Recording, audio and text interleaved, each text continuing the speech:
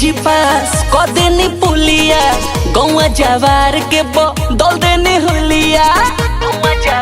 अरे सुनी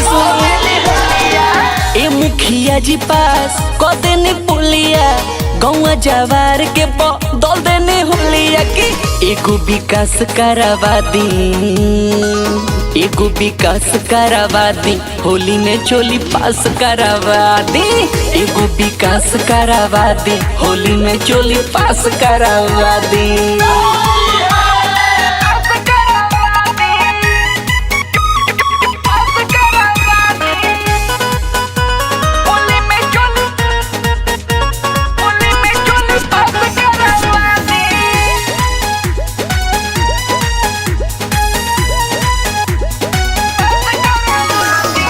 आइल कोरोना भइल नया मतनी बापर सानी बुझी पैसा के कमी। आइल कोरोना भइल नया मतनी बापर सानी बुझी पैसा के कमी।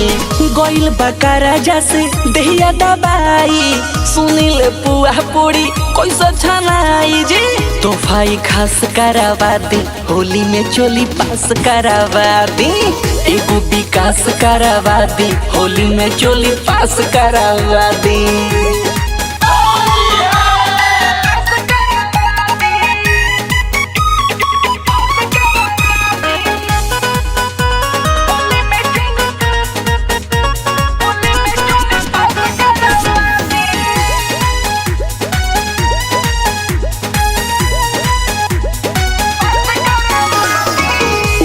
उजाला के बाद धैले बेचैनी लॉकडाउन लागल जबे बहराऊ गईनी। अरे सुनी उत्तम उजाला के बाद धैले बेचैनी लॉकडाउन लागल जबे बहराऊ गईनी।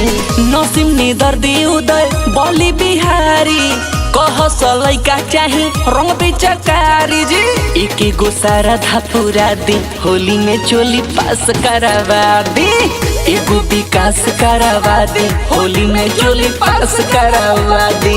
मिक्स बाय रिबल स्टूडियो अलोनी गरखा।